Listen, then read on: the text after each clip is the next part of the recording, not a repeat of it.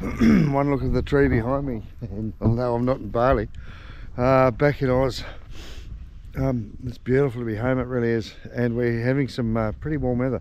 It's supposed to be up into the mid 30s, so back to normal. But listen, I'll let you know, there have been some more cancellations on the flights to and from Bali. This situation could go, who knows how long it could potentially be disruptive for, as the wind changes and the ash cloud looms back over into the flight path of the international flights. There is a risk or a chance in the next coming weeks, months, whatever, to have disruptions in flights. Now, the airlines will manage to get around it if they can, but there's only certain flight paths that they're licensed or capable of being able to follow. One bit of information I was told is that Garuda and Batik, which are the two Indonesian-owned airlines, I'm pretty sure Garuda is owned by the government or partly owned by the government. So it means that they've got access to air routes or flight routes that other airlines don't have the permission to go through, which is a good thing for people flying Garuda, because they can actually go out around and come back in, and the locals, or the non-locals like the Jetsstars and whatnot, don't necessarily have permission to do that. So if you're planning a flight to Bali in the near future, I'd just be a little bit careful. Look, the other thing that's important to note is, if you've got insurance, the insurance doesn't cover anything that's pre-existing. And that goes for health insurance, it goes for whatever, but it also goes for travel insurance. So from the day that the eruption was announced and that it was recognised it was going to cause some issues, and I think that was about the 11th, beyond that, into the future, even if you buy your ticket tomorrow and get insurance, if there is a foreseeable chance that could cause flight delays, I'm pretty sure that your insurance won't cover any cancellations, even if it dies down. There's going to be some sort of grace period, I guess. So just be careful. Booking trips to Bali could be a little bit problematic. Make sure you've got a little bit of cash extra in your pocket in case you need to replace your trip home, or in case you need to extend your stay. And I'm sorry to say, but there was a few hotels in Bali in the last week or two that almost doubled their prices overnight. As soon as the place was blocked or was the flights were cancelled, their prices went from $100 a night to $250 a night. They had a bit of a captive audience, and people had to stay somewhere, and it was actually pretty difficult to get accommodation. So look, you'll always get accommodation, but the price you pay for it isn't necessarily going to be what you expect. If you do have insurance, it's almost, I'm back to the Australian salute, I forgot that one. If you do have insurance, it's almost guaranteed that you have to pay up front, whether it's health insurance, whether it's travel insurance, whatever, that you'll have to pay up front for that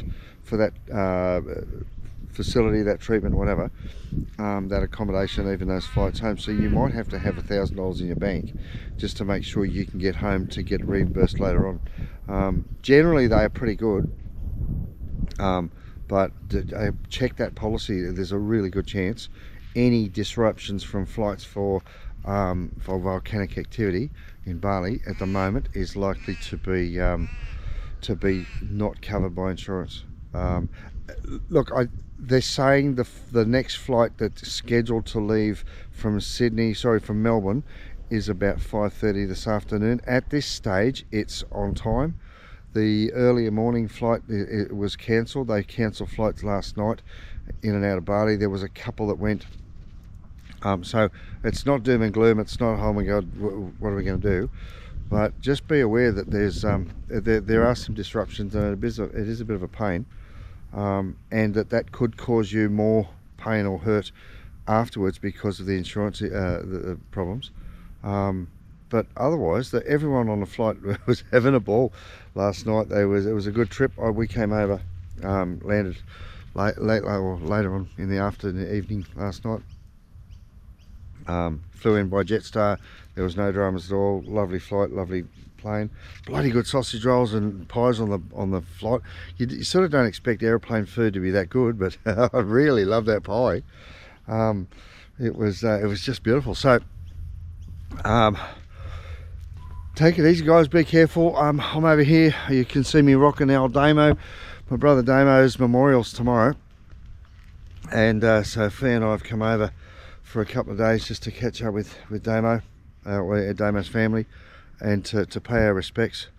And there's a lot of our friends and family, I call them family, there's so many people that I consider family these days that come over to Bali regularly.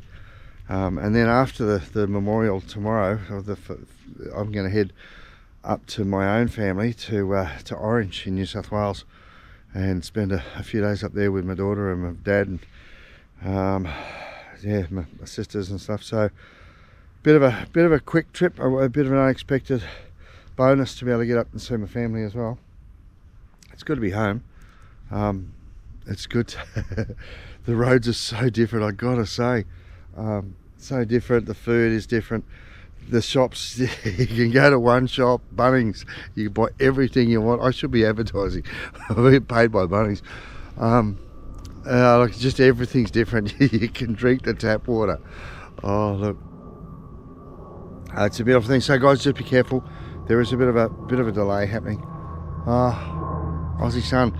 It's so dry here. It's nowhere near as humid and muggy, and it smells beautiful. It smells like eucalyptus flowers, and I'm looking forward to spending a little bit of time with my wife, just exploring a bit. She's never been to Melbourne, so we're going to go for a bit of an explore this morning. We're going to catch up with some other friends and do a bit of shopping probably, and check out what Melbourne has to offer. Catch up with some important stuff. One of the things that becomes a pain in the bum when you're living overseas, I changed my phone over 6 months ago, I guess, and as soon as I did, my Commonwealth Bank app stopped working when I changed phones, because I wasn't in the country to get the two-step authentication set up properly. So now I've come over here, I haven't been able to get onto my log-on phone banking because I had to be in Australia to set it up, which is a bit stupid, but it is what it is. So I'm going to go to bank, get all that done.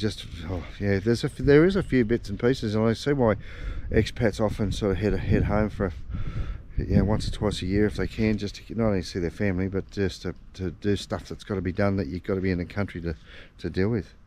Anyway guys, listen, have a great time. I'm going to probably do a bit of live streaming from the memorial tomorrow, so if those people who knew Damo who want to pay their respects are welcome to pop in and check it out.